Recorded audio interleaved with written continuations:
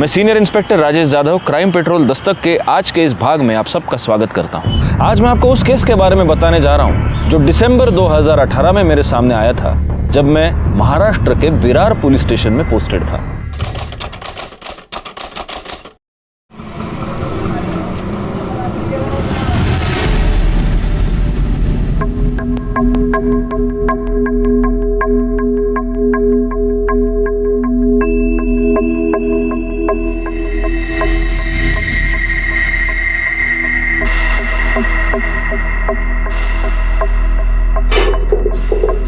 चलना जल्दी, क्या कर रही है? हर रोज लेट हो जाता है, फिर वो मुकादम उधर बूम मारता है, पैसा काटता है वो। हो पुढे मी आली। चल लवकर कर।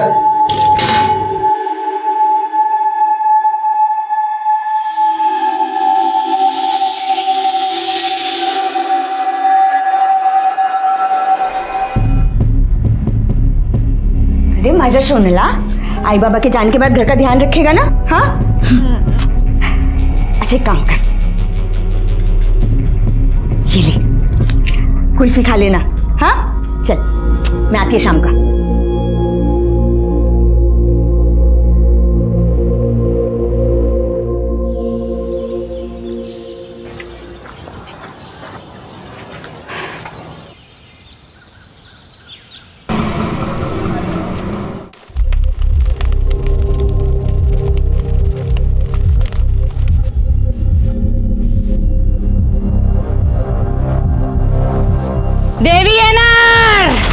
देवी येणार, कल अमावस्या की रात है, मुझे सब मालूम है। हाँ देवी येणार, देवी मेरे सपने में आई थी, वो बोली थी वो कल आएगी, वो कल आएगी, नक्कीच येणार देवी।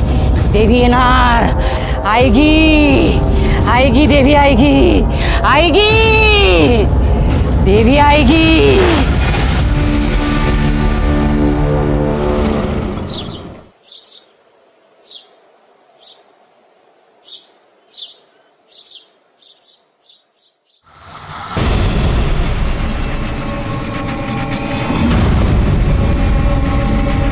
अरे अवधू, ये देख क्या है, देख तो जरा। ये देखो क्या है। लगता है तेरे घर पे किसी की नजर है। पांडू बच के रहना रे, लगता है कुछ तो भी जरूर होने वाला है।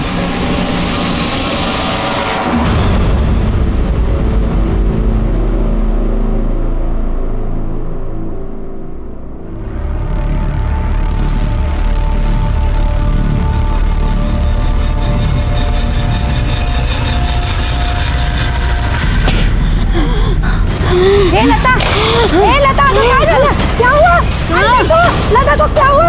क्या हुआ? पांडू, अरे देखो, देख तेरी बीवी को क्या हुआ है, जल्दी आ। देखो ना इसको क्या हुआ? देखो कोई। क्या करतीस? क्या हुआ? काय झालं? लता, क्या हुआ? काय झालं तुला? इसे देवी आई है। हाँ देवी आई है, सबके पैर पड़ो इसका, पैर पड़ो। देवी आई है। हाँ देवी आई, मैंने बोला था ना, देवी आई है। अरे लता, साहब मैं क्या करूँ अभी? मैं कहाँ लेके जाऊँ इसको, कैसे ठीक होगी? अरे रोना धोना बंद कर, डॉक्टर के पास लेके जाओ उसको।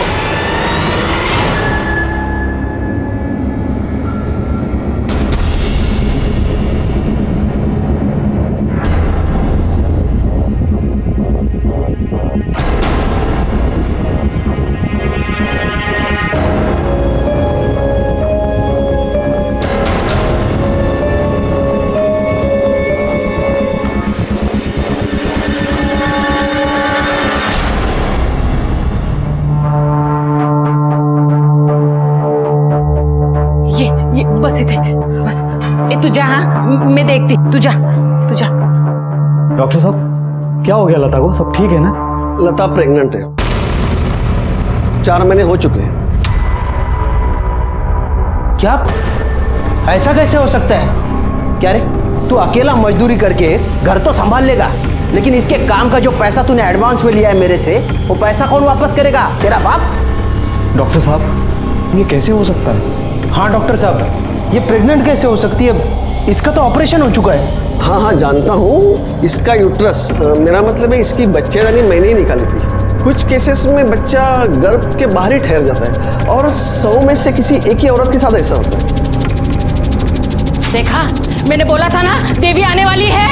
देवी ने लता के गर्भ को अपना घर चुना है। ये सब कृपा और चमत्कार है, चमत्कार है ये चमत्कार नहीं है, पाप है पाप। अरे देख क्या रहा है, गिरा इस पाप को। और तू नहीं गिरा सकता है ना तो मेरे को बोल, मैं गिराता हूँ। देवी के खिलाफ जो भी जाएगा ना उसकी मौत पक्की है। हाँ, और पाप उस पर भी चढ़ेगा जिसके सामने देवी को नुकसान पहुंचा रहे हैं। अरे देवी की सेवा करो देवी की।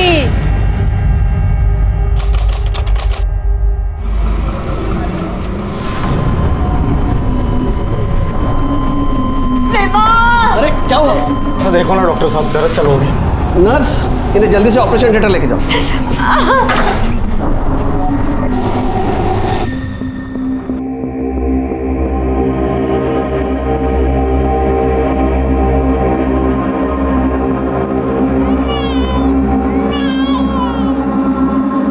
मुबारक हो, बेटी हुई है। माँ और बच्चा दोनों ठीक है। अरे पांडु, तेरे तो दिन फिर गए। तेरे घर लक्ष्मी आई है, लक्ष्मी। अब देखना ताई, पांडु कैसा तरक्की करता है। उसके घर तो देवी आई है, देवी। सच में?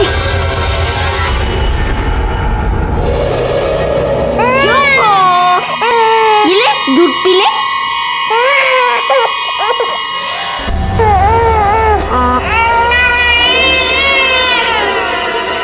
आई देखो ना, चुप नहीं होती। 2 मिनट में घूमने जाएंगे।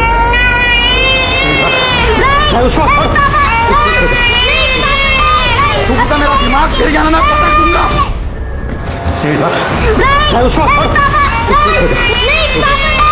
चुपता मेरा दिमाग फिर जाना, मैं पटक दूंगा। क्या कर रहे? हाँ, क्या कर रहे? दे पागल हो गया क्या? हाँ, मैं पागल हो गया हूँ क्योंकि मेरे को मालूम है ये मेरी बेटी नहीं है। तू सच सच बता मेरे को, तू किधर मुंह मारी थी और ये किसकी बेटी है? तू मेरा मरद है तो तेरी बेटी होगी ना। कहीं जाती तुझे छोड़ के मैं? बच्चे के सामने पता नहीं क्या उल्टा सीधा बोले जा रहे हैं। तू शेंडी किसी और को लगा। मेरी बेटी देख, शक्ल देख उसकी। कोई बोलेगा मेरी बेटी है? किसका पाप है ये? क्यों तमाशा कर रहे हैं सबके सामने? अपनी बेटी को कोई पाप बोलता है, अपमान करता है लक्ष्मी का। रोक, किधर जा रही है? मेरे को आज सब बराबर करने का है। क्या बराबर करना है तुझे? चुप करके यहाँ बैठ, मैं मंदिर जा रही हूँ उसकी नजर उतरवाने। रुक, तेरे को जिधर जाना है उधर जा, लेकिन इसको कचरा कुंडी में डाल के आने का। इसको अगर साथ में लेके आ गई ना, तेरे को इसको दोनों को मार डालूंगा। चल बैठ चुपचाप यहाँ। हाँ, मैं बैठ रहा हूँ। उसको वापस लाना नहीं, समझी?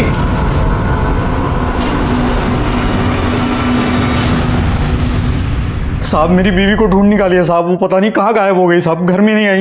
एक मिनट, जरा शांत हो जाओ और शांति से बताओ हुआ क्या है। साहब, मेरी बीवी लता सुरवे कल अरनाला के देवी के मंदिर में गई थी साहब सुबह, और घर में वापस लौटी नहीं साहब। पता नहीं कहाँ चली गई। तो मंदिर के आसपास जहाँ ढूंढना था सब जगह ढूंढा साहब, लेकिन नहीं मिली। तुम्हारी बीवी मंदिर में अकेली गई थी? कोई था नहीं उसके साथ? वो और हमारी बच्ची थी उसके साथ। बच्ची की उम्र क्या है? अभी 10 दिन की है साहब बच्ची। उसी की नजर उतरवाने के लिए गई थी, लेकिन आई नहीं वापस। 10 दिन की बच्ची को लेकर तुम्हारी बीवी मंदिर गई थी? हाँ साहब। तो वो अकेली क्यों गई? तुम क्यों नहीं गए उसके साथ में? साहब, मेरे को काम पे जाना पड़ता है ना साहब। अभी वो बच्चा घर में है, तब से लता भी काम पे जाती नहीं, तो मुझे जाना ही पड़ता है। अगर मैं भी छुट्टी लेने लगा तो काम के वादे हो जाएंगे साहब। एकदम गरीब है साहब, रोज कमाओ रोज खाओ, ऐसा चलता है। तुम्हारे घर में तुम दोनों के अलावा कोई और है? 6 साल का बेटा है, प्रकाश नाम है उसका। बीवी की फोटो है? कामनी मैडम, इसकी रिपोर्ट लिखवा लीजिए। सब डिटेल्स कामनी मैडम को बता दें। गायकवाड़, जरा पता कर रहा। सर। हाँ, ये कल अपनी बच्ची को लेकर यहाँ आई थी।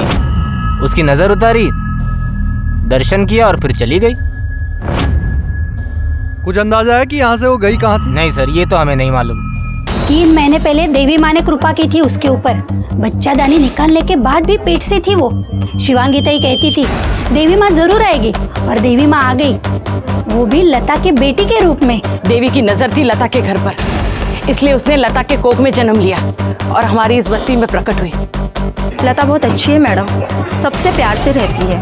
उसका बेटा प्रकाश, वो तो उसकी जान है, लेकिन पांडु लता की सारी कमाई छीन लेता है, फिर भी वो उसको पैसा देती है और उसके पसंद के कुल्फी खिलाती है। सारे पैसे तू ले ले सर, फिर वो प्रकाश को कुल्फी के पैसे कहाँ से देती थी? पता नहीं साहब, लेकिन मैं तो कभी प्रकाश को पैसा दिया नहीं। सब बस्ती में एक बड़ा मेडिकल रैकेट चल रहा है जिसमें बस्ती की ऑलमोस्ट सारी औरतों ने अपना यूट्रस निकलवा दिया ताकि मजदूरी करते समय प्रेगनेंसी या पीरियड के वजह से छुट्टी लेनी ना पड़े। और सर इतना ही नहीं, इनके दिमाग में एक बात बिठा दी गई है कि मंथली पीरियड यानी भयानक बीमारी है जो ऑपरेशन से ही ठीक हो सकती है।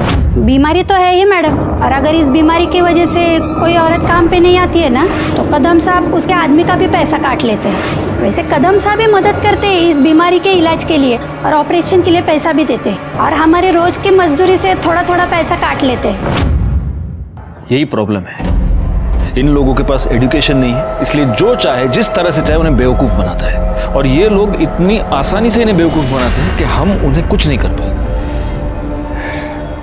एनीवे, गायकवाड़, लता के बारे में कुछ पता चला? जी सर, लता के बारे में एक इंटरेस्टिंग बात ये पता चली है कि उसका यूटेरस निकालने के बाद भी वो प्रेग्नेंट हो गई और गाँव वालों का मानना है कि उस पर देवी माँ की कृपा हुई। What rubbish Gaikwad. हाँ सर, ऐसा भी हो सकता है क्योंकि उनके ऊपर देवी माँ का आशीर्वाद है। करड़े, ये तुम कह रहे हो? पुलिस वाले हो ना तुम?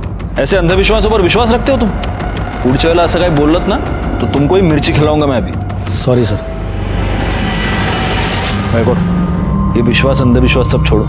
अगर लता का यूट्रस निकाला गया था और उसके बावजूद वो प्रेग्नेंट थी, इसका मतलब कुछ है जो हमसे छुपाया जा रहा है।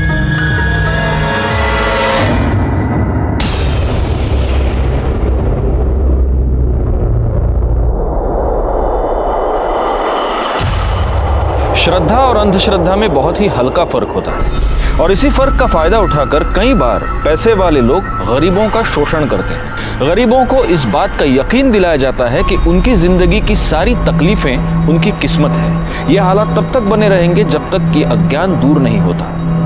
तब तक ये अंधश्रद्धा लोगों को डराती रहेगी, उन्हें मजबूर करती रहेगी, यहां तक कि उनकी जान भी लेती रहेगी।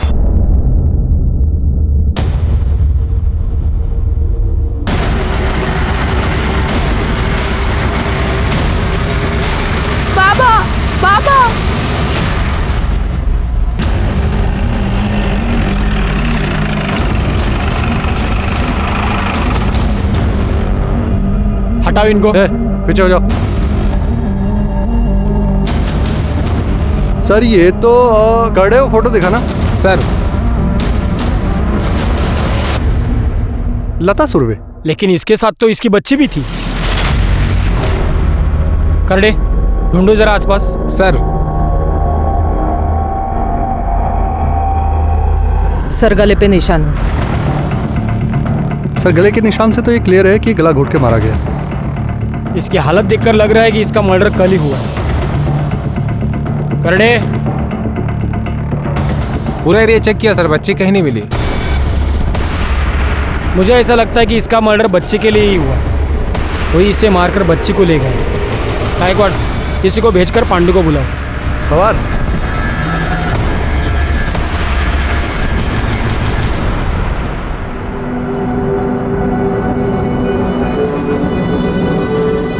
लता, लता, अरे हम गरीबों ने किसी का क्या बिगाड़ा था? गायकवाड़, बॉडी को पोस्टमार्टम के लिए भेज दो। सर। हर रोज सुबह 6 बजे घर काम के लिए जाती थी साहब। वापस कितने बजे आती थी? 7, सवा 7 तक। किसके पास काम करती थी? मालूम नहीं साहब। तेरी बीवी किसके यहाँ काम करती थी तेरे को मालूम नहीं? नहीं, सच में नहीं साहब। पता नहीं है, झूठ बोल रहा है हमसे। मैं झूठ क्यों बोलूंगा साहब? क्योंकि हो सकता है तूने ही तेरी बीवी का मर्डर किया हो। चल बोल, बच्ची कहाँ है बोल। साहब, मैंने ऐसा कुछ नहीं किया साहब। मैं लता से बहुत प्यार करता था, उसको बहुत चाहता था। मैं उसको क्यों मारूंगा साहब? चल ठीक है, मान ली तेरी बात, जा। अरे आता जा ना, का ठेवू बसून तुला। और सुन, शहर छोड़ के मत जाना, नहीं तो पकड़ के लाऊंगा वापस। ठीक। चल निक। गायकवाड़, अगर ये सच कह रहा है तो इसकी बीवी सुबह 1 घंटा किसी के पास काम करती थी। अब कैसे पता करे कि किसके यहाँ काम करती थी? सर एक आइडिया, मैं घर फोन करके ट्राई करता हूँ, शायद आइडिया कम कर जाए। घर? हाँ सर, ट्राई करता हूँ। हेलो, अरे मैं घर जल्दी नहीं आ रहा, तुम सामान की लिस्ट क्या दे रही हो? तुम रुको एक मिनट, कुछ पूछना था तुमसे। अब हमारे घर में जो मेड आती है वो अपने घर काम के लिए कितना वक्त लेती है? मतलब झाड़ू पोछा बर्तन वगैरह। अरे सवाल का जवाब दो तुम। अरे तुम पुलिस वाले की बीवी हो तो क्या सवाल पे सवाल करोगी? हाँ हाँ तुम हाँ ठीक है।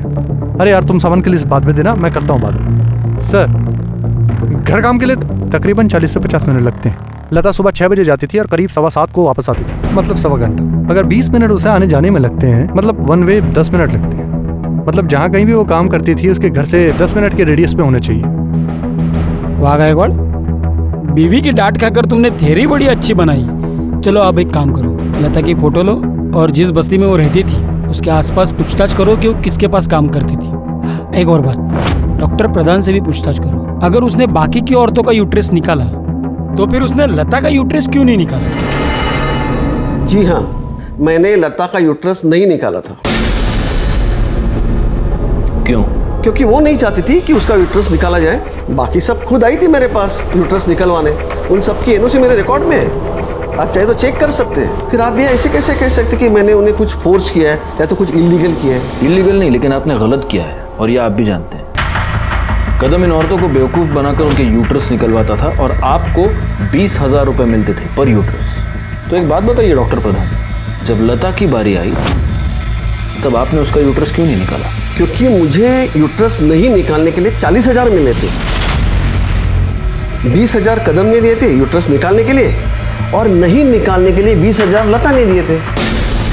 लता ने मुझसे रिक्वेस्ट की थी कि मैं सबको झूठ बोल दूं कि मैंने उसका यूट्रस निकाल दिया है।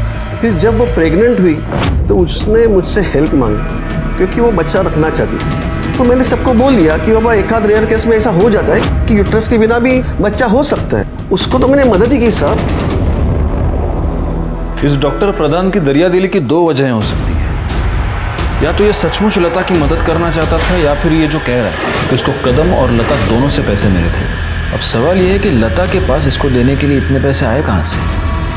एक गरीब मजदूर औरत को इतने पैसे देगा वो? शायद वो जिसे उसके यूट्रस की ज़रूरत हो। एक सेकेंड, आपका मतलब है सरोगेट मदर? एग्जैक्टली।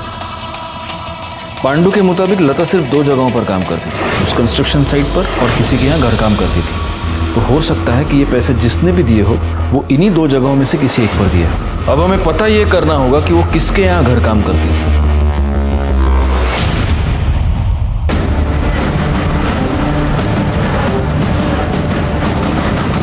हाँ, इसे तो पहचानते हैं हम। यहाँ पे घर काम के लिए आती थी। किसके यहाँ काम करती थी? वो 703 में हुसैन साहब के यहाँ। ठीक है।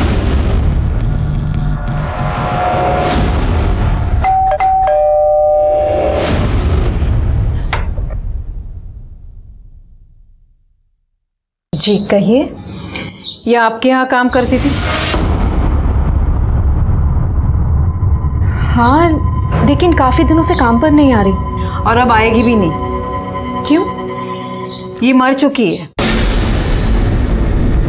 मेरी बीवी का 10 साल पहले इंतकाल हो चुका है। मेरा बेटा रहमान भी 5 साल पहले एक्सीडेंट में गुजर गया। अब इस घर में हम सिर्फ 3 ही लोग रहते हैं, मैं, मेरी बहू अस्मा और पोती नाज़नीन।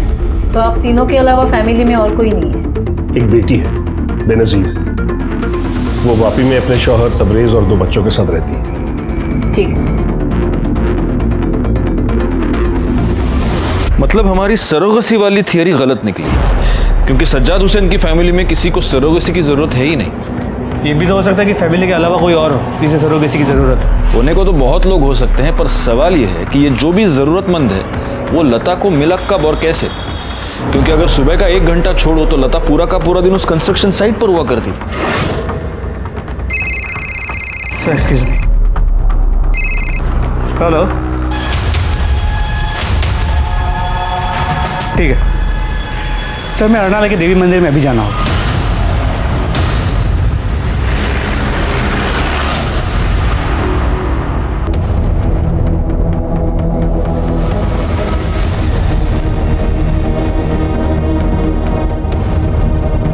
सर लाश काफ़ी छोटे बच्चे की है तो बुरी तरह डिकम्पोज हो चुकी है। आइडेंटिफाई कर पाना बहुत मुश्किल है और बॉडी पे से इन नज़र वाली चूड़ी के अलावा और कुछ नहीं मिला है जिससे आइडेंटिफाई करने में मदद हो। लेकिन प्रॉब्लम ये है कि ये बहुत ही ज़्यादा कॉमन है। गायकवाड़, मेरा अंदाजा है कि ये लता की बच्ची की ही बॉडी है। एक काम करो, पांडू को बुलाओ और उससे पहचान करवाओ। बॉडी को पोस्टमार्टम के लिए भेज दो।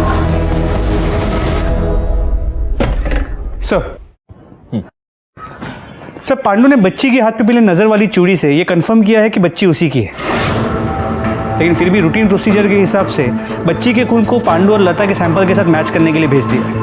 गुड सर, ये लता की पीएम रिपोर्ट है। गायकवाड़, जैसा कि हमें शक था, लता की मौत गला दबाने की वजह से हुई और मौत 12 दिसंबर को सुबह 11 से 12 के बीच ही हुई।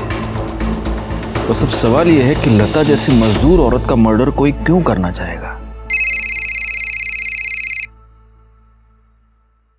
हाँ बोला क्या?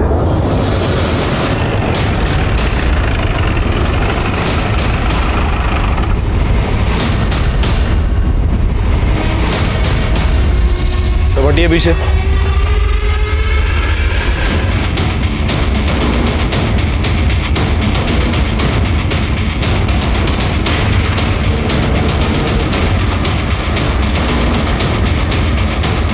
गायकवाड़, पूरे टेरेस देखो, किसी भी चीज के साथ छेड़छाड़ नहीं होनी चाहिए। सर कर ले, नीचे जाकर इनके घर की तलाशी लो। सर, बॉडी को सबसे पहले किसने देखा? सर, कल रात को 9:30 बजे तक जब अस्मा और नाज़नीन शॉपिंग करके घर ऑफिस नहीं पहुंचे तो मैं लाइट्स ऑफ करके सोने चला गया। सर, इससे पहले कई बार ऐसा हो चुका है कि अगर ये लेट हो जाते हैं रात को लौटने में तो अपनी चाबी से दरवाज़ा खोल लेते हैं। फिर सर सुबह जब मैं उठा और किचन में अपनी चाय बनाने के लिए गया तो देखा रात का खाना ऐसे ही पड़ा था। मैं इनको बेडरूम में देखने गया, वहाँ ये दोनों थे ही नहीं। सर, पूरे घर में कहीं नहीं थे। फिर मैं छत पे आया तो दोनों को खून में लथपथ हुए देखा।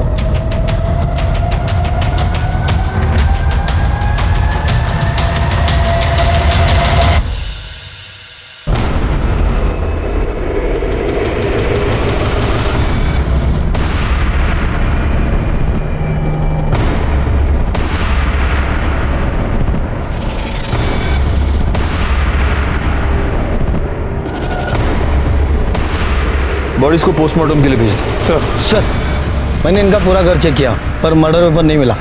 सर, ऊपर भी कुछ नहीं है। अगर इस बिल्डिंग में सीसीटीवी कैमरा होता तो हमें ये पता चल पाता कि अस्मा एग्जैक्टली कितने बजे घर आई थी और उसके पीछे लेट नाइट कोई और आया था क्या। मुझे ऐसा लगता है कि ये दोनों केसेस आपस में कनेक्टेड है। लता सुरवे के मर्डर के बारे में अस्मा को कुछ पता होगा और इसीलिए अस्मा का मर्डर हुआ है। और हो सकता है कि उसकी बेटी ने उसकी माँ का मर्डर होते हुए देख लिया, इसलिए फिर बेटी को भी किसी ने मार दी। एक काम करो गायकवाड़, अस्मा का बैकग्राउंड चेक करो और उसके कॉल डिटेल्स निकालो, शायद उससे कुछ क्लू मिल जाए। हो सर, लेकिन सर मुझे सज्जाद की कहानी थोड़ी अटपटी लगी। इन दोनों को इतनी बेरहमी से मारा गया और उसने रात को किसी की चीख पुकार तक नहीं सुनी। बिल्डिंग के वॉचमैन से पूछताछ करो, शायद उसने कुछ देखा हो सर।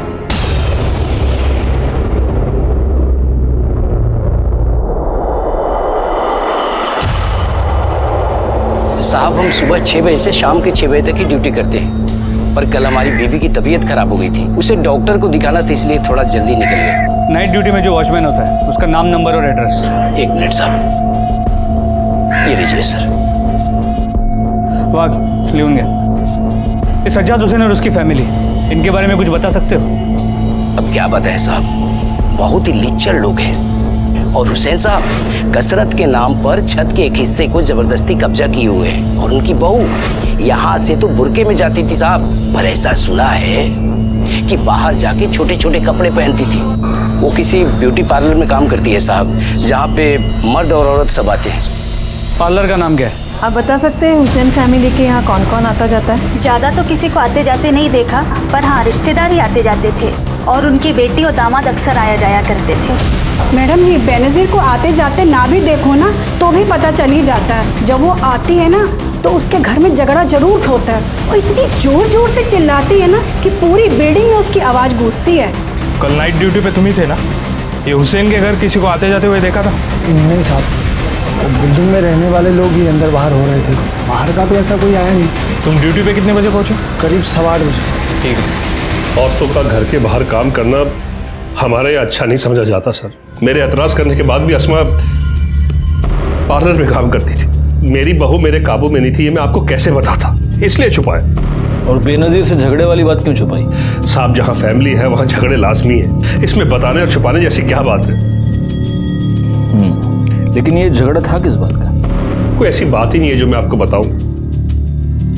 अगर आप नहीं बताएंगे तो फिर हमें बेनजीर से पूछताछ करनी होगी। अब सोच लीजिए।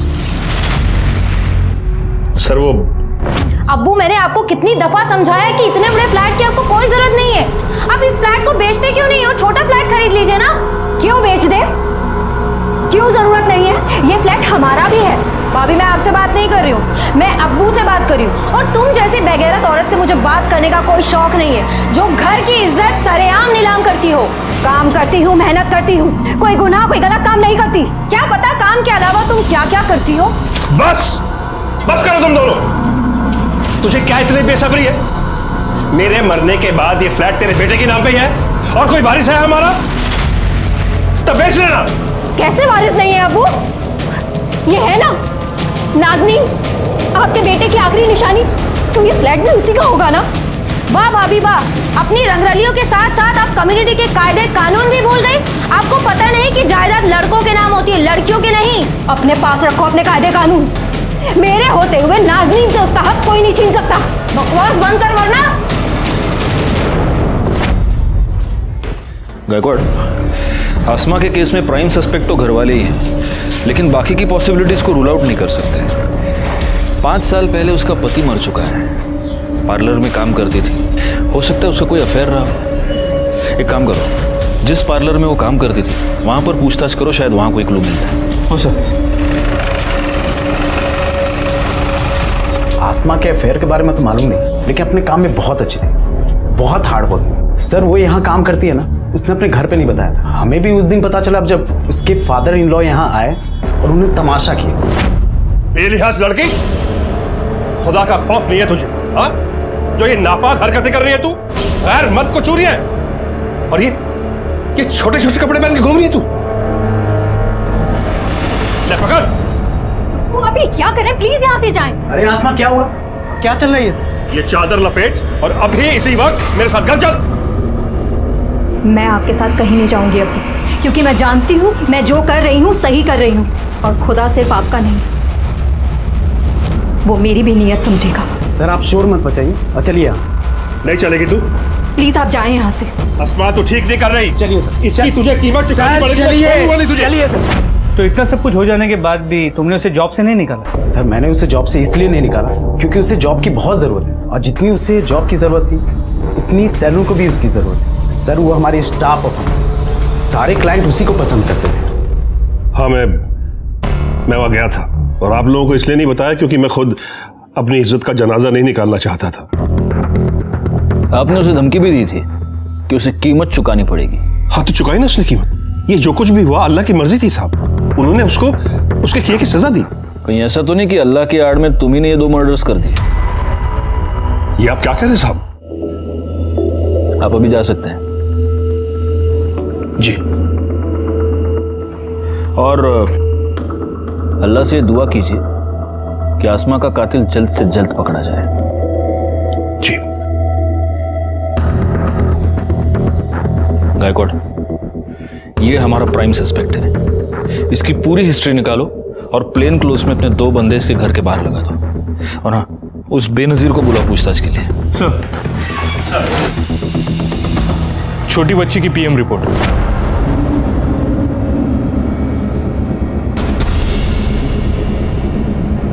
जैसा कि हमें शक था, मर्डर गला दबाने की वजह से ही हुआ है और 11:30 से 12:30 के बीच हुआ है। गायकवाड़, ये बच्ची पैदाइशी अंधी थी।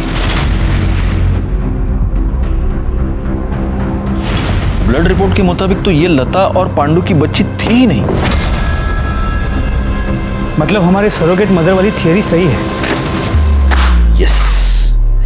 अब अगर लता सरोगेट मदर थी तो इसका मतलब लता को इस सरोगेसी के पैसे मिले होंगे। ये पता करो कि उसका कोई बैंक अकाउंट है क्या, और अगर था तो उसमें कब और कहां से पैसा आया। आसपास के जितने भी IVF सेंटर्स हैं वहां पर पूछताछ करो, क्योंकि अगर उसने सरोगेसी करवाई है तो वो इनमें से किसी एक सेंटर पर जरूर गई होगी। जी सर। इस पूरी इंफॉर्मेशन के साथ हमें यह भी पता करना होगा कि ये लता आखिर औरत कैसी थी, और मैं जानता हूं इसकी सही जानकारी हमें कौन दे सकता है।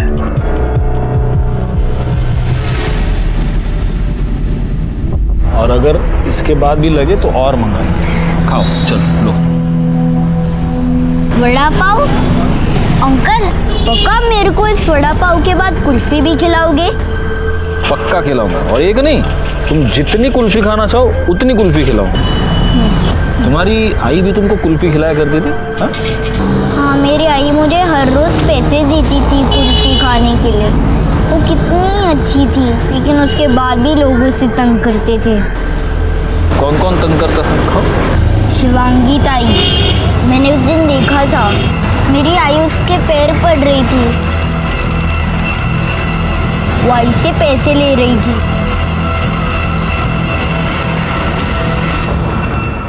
लता पेट से थी, वो ये बच्चा रखना चाहती थी। इस बच्चे के लिए उसे पैसे मिले थे, इसलिए देवी का नाटक किया हम लोगों ने।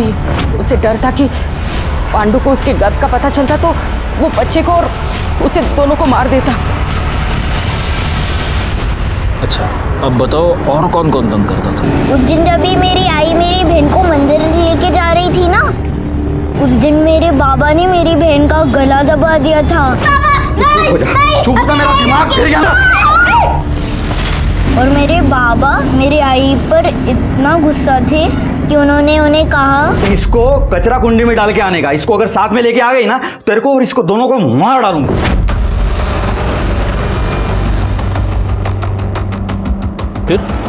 उस दिन बाबा भी काम पर नहीं गए थे।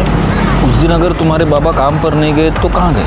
मालूम नहीं, पर उस दिन जब भी आई मंदिर गई थी ना, तभी बाबा भी उनके पीछे गए थे। प्रकाश से मिली इन्फॉर्मेशन ने हमारी इन्वेस्टिगेशन को एक नई दिशा दे दी। हमें यह पता चल गया कि पहले 4 महीने तक लता ने अपनी प्रेगनेंसी पांडु से छिपाई रखी। प्रकाश और शिवांगी से मिली इन्फॉर्मेशन के बाद हमने पांडु को कन्फ्रंट किया, और तब जो सच सामने आया वो हैरान कर देने वाला था।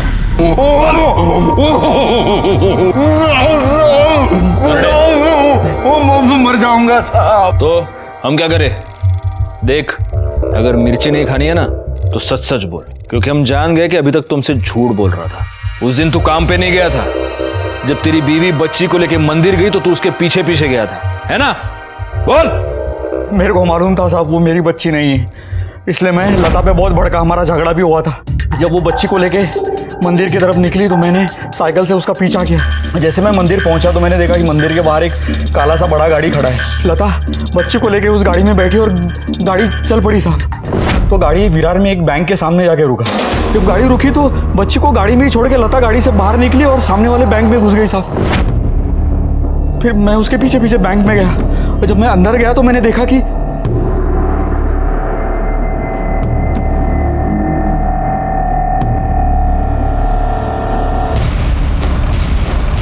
क्या चल क्या रहा है तेरा? ये इतना पैसा लाएगी इधर से तू, और बाहर कौन है वो गाड़ी वाले लोग? और नको, मैं बताती तेरे को सब। देख, अब उस बच्ची की ना अपन को जरूरत नहीं है। अरे देख, उसके बदले में कितना पैसा लाई। मतलब पैसे के लिए बच्ची को बेच दिया तूने? लता मेरे को बोली कि तू अभी घर निकल जा, मैं शाम में आती हूँ और तेरे को सब बताती हूँ, इसलिए मैं भी घर निकल गया। गाड़ी में कौन था? गाड़ी में कौन था पता नहीं साहब, मैंने देखा ही नहीं। गाड़ी का नंबर याद नहीं साहब, मैंने देखा नहीं। बोल रहा है? हाँ? भाई साहब, अगर आपको चाहिए तो मैं विरार वाला बैंक आपको दिखा सकता हूँ।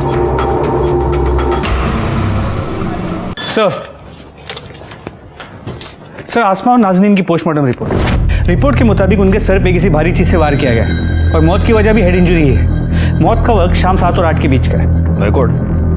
रिपोर्ट ये कह रही है कि जो मर्डर वेपन है उसका सरफेस बहुत छोटा नहीं था। इसका मतलब कोई स्टिक या रॉड तो नहीं हो सकता। रिकॉर्ड, नाज़नीन के साथ मरने से पहले सेक्सुअल असॉल्ट किया गया है। जी सर, और समझ में ये नहीं आता कोई छोटी सी बच्ची के साथ ऐसा कैसे कर सकता है। पोस्टमार्टम रिपोर्ट ये कह रही है कि मर्डर शाम को 7 और 8 के बीच हुआ है, और आसमा की मोबाइल लोकेशन ये बता रही है कि 7 और 8 के बीच वो अपने घर पर ही थी, जबकि सज्जाद ये कह रहा है कि वो 9:30 बजे तक घर पर आई नहीं थी। सर, पांडु सच कह रहा था। लता का बैंक में अकाउंट, जिसमें उस दिन 50,000 डिपॉजिट किए गए और एक बार पहले भी कैश में 50,000 डिपॉजिट किए। सर इम्पोर्टेंट बात यह है कि लता को बैंक में आसमा हुसैन ने इंट्रोड्यूस करवाया था।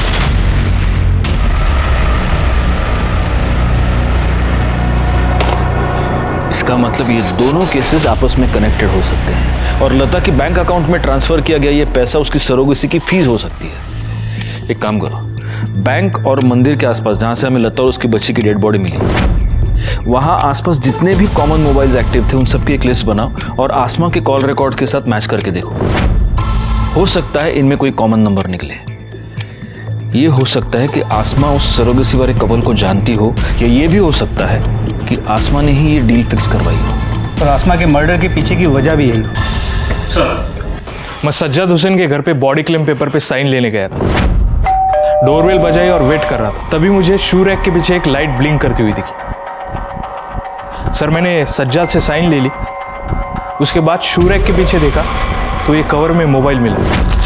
इस मोबाइल में सिम कार्ड नहीं है लेकिन काफ़ी कुछ चीज़ें। देखिए सर,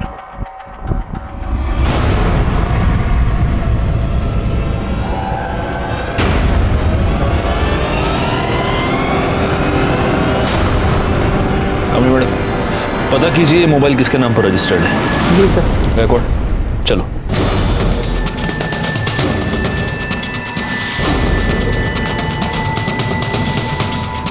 सर आप ये बेवजह मुझे परेशान करने क्यों आ जाते हैं? सर मुझे जो पता था मैंने आपको सब कुछ बता दिया, सच सच मेरा यकीन कीजिए आप। सर आगे गुड, बाथरूम से मिला है।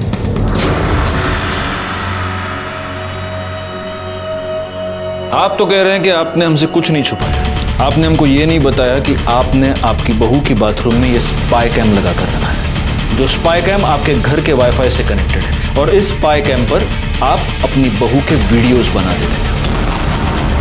आपने हमसे ये भी झूठ बोला कि मर्डर वाले दिन 9:30 बजे तक आसमा और नाज़रीन घर पर नहीं आए थे, जबकि उनका मर्डर शाम को 7 और 8 के बीच हुआ है।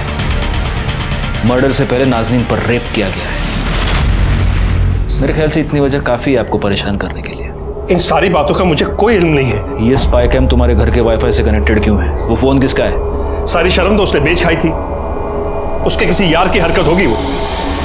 तो आपको कुछ नहीं पता? मैंने आपको सब सच सच बता दिया है। तब तो आप ये भी नहीं जानते होंगे कि आप ही के बैंक में आसमा ने लता का अकाउंट खुलवाया था। सर यकीन कीजिए मुझे बिल्कुल नहीं पता इस बारे में। बैकवर्ड, इसको उठाकर अंदर ले चलो और तब तक बिठा कर रखना जब तक इसको सब याद नहीं आ जाता। सर प्लीज सर, मेरी बात तो सुनिए सर। सर पता चल गया है मोबाइल किसके नाम पे रजिस्टर्ड है। किसके?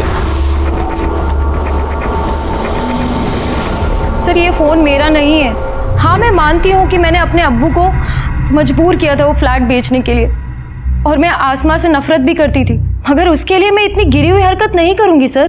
वापी के शॉपकीपर के रिकॉर्ड्स में ये फ़ोन तुम्हारे नाम पर और तुम्हारे एड्रेस पर रजिस्टर्ड है। यही फ़ोन बाथरूम के स्पाई कैम से कनेक्टेड था। इसका मतलब साफ है, तुम अपनी भाभी की अश्लील वीडियो बनाकर उसे ब्लैकमेल कर रही थी कि फ्लैट के ऊपर से अपना क्लेम वो छोड़ दे, वरना तुम ये वीडियोस वायरल कर दोगी। खुदा कसम सर, मैं सच बोल रही हूँ, ये फ़ोन मेरा नहीं है। तो फिर ये फ़ोन तुम्हारे नाम पर रजिस्टर्ड क्यों है? पता नहीं सर, मुझे लगता है कि कोई मुझे फंसाना चाहता है। मेरे डॉक्यूमेंट चोरी करके उन्होंने फ़ोन खरीदा होगा। और आपके पास कोई सबूत है कि ये फ़ोन मैंने खुद जाके दुकान से खरीदा है? सर जिस दिन लता और बच्ची का मर्डर हुआ था उस दिन ये 2 नंबर मर्डर स्पॉट और बैंक के बाहर एक्टिव थे। पता करो ये दोनों नंबर्स किसके हैं। Yes sir. और आसमा के कॉल डिटेल्स और मोबाइल लोकेशन के साथ मैच करके देखो। Yes sir. सज्जाद के टेरेस पर मिले सामान की जो लिस्ट है उसमें एक डंबल का जिक्र है। जी सर, मैंने देखा भी था। हाँ, लेकिन उसके घर में जो सामान मिला था उस लिस्ट में कहीं भी दूसरे डंबल का जिक्र नहीं है। एक ही डंबल था। कहीं ऐसा तो नहीं कि दूसरा डंबल ही मर्डर वेपन है और फिर उसको गायब कर दिया गया?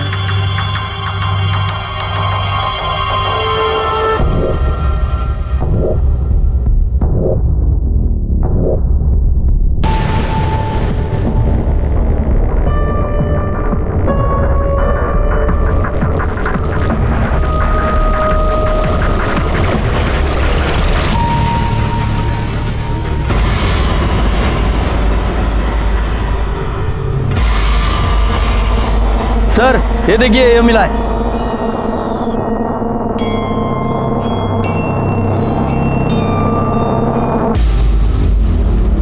इस डंबल को फॉरेंसिक के लिए भेज दो और उनसे जल्द से जल्द फिंगरप्रिंट रिपोर्ट मंगवाओ। सर।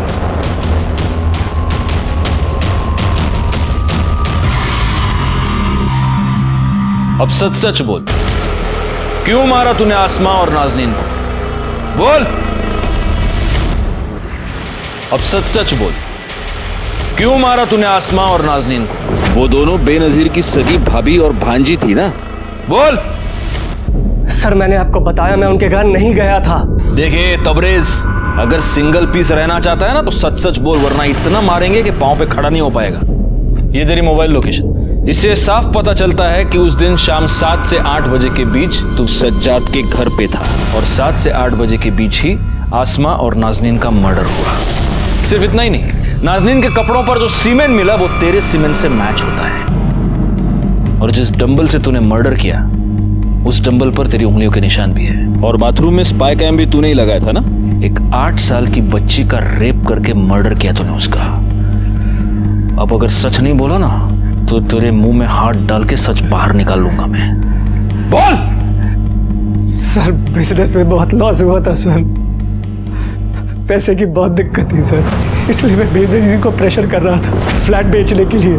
बाथरूम में स्पाई कैम भी इसलिए लगाया था ताकि आसमा को ब्लैकमेल करके उसके साथ मजे करूंगा और उसको फ्लैट में क्लेम करने से रोकूंगा, पर वो मेरी बात मान ही नहीं रही थी। उस दिन भी उनके घर इसीलिए गया था, लेकिन जब उनके घर पहुंचा अम्मी को बुला। दादू घर पर नहीं है। तेरी अम्मी को तो पता है मजे मार रही होगी कहीं पे, पर ये बुड्ढा कहाँ चला गया? हमारी अम्मी और दादू के बारे में गाली मत दो। अरे वाह, तभी उसी समय सज्जाद वहां पर आ गया।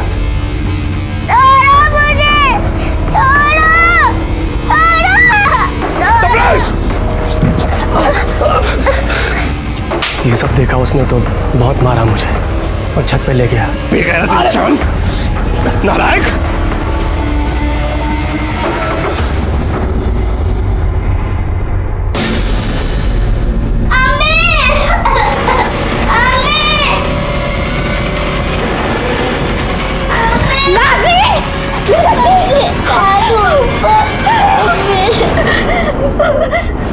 या अल्लाह, ये मुझसे क्या गुनाह हो गया? मुझे माफ कर दे, माफ कर दे मुझे। आप ऐसा कैसे कर सकते हैं? आपकी इंसानियत बिल्कुल खत्म हो गई जो आपने बच्ची। ये गंदी हरकत इस वैशी दरिंदे ने की है इसने। ए बुड्ढे, अगर किसी को बोला तेरी बेटी को तलाक दे दूंगा। फिर मैंने डंबल पानी की टंकी में फेंक दिया, मुझे लगा वहां से कौन ढूंढ पाएगा। आसमा का मर्डर और नाजनीन पर रेप और मर्डर करने के जुर्म में मैं तुम्हें अरेस्ट करता हूं। मुझे इसके भी कॉल डिटेल्स चाहिए आज के आज। सर लता और बच्चे के मर्डर के टाइम पे जो बैंक और क्राइम स्पॉट पे जो नंबर मिले थे उनकी डिटेल्स आ गई। और सर ये दोनों नंबर आसमा के कॉल रिकॉर्ड में भी मिले। आसमा मेरी खाला की बेटी थी। शादी से पहले आसमा हमारे साथ हमारे नवे मुंबई वाले फ्लैट में रहती थी। निखत और आसमा काफ़ी अच्छे दोस्त थे। शादी के 5 साल बाद भी हमारे यहाँ औलाद नहीं हुई, तब डॉक्टर ने हमें सरोगेट मदर के लिए सजेस्ट किया। सर मैंने सरोगेट मदर वाली बात आसमा को बताई, तभी उसने मुझे लता के बारे में बताया। 12 दिसंबर को क्या हुआ था जब लता बच्ची को लेकर तुम दोनों के पास आई थी? बोल। निखत ने देखा कि बच्ची की आंखों में कुछ प्रॉब्लम है। हाँ अंधी है, डॉक्टर भी बोला कि अंधी है। तो तुमने हमें पहले क्यों नहीं बताया? धोखा दिया तुमने हमें एक हेल्दी बच्चा चाहिए था ना कि ये। देखिए बात बच्चा पैदा करने की हुई थी सो मैं की। अब ये आपका बच्चा है, संभालिए इसे, रखिए इसे प्यार से। ये बच्चे मुझे नहीं चाहिए।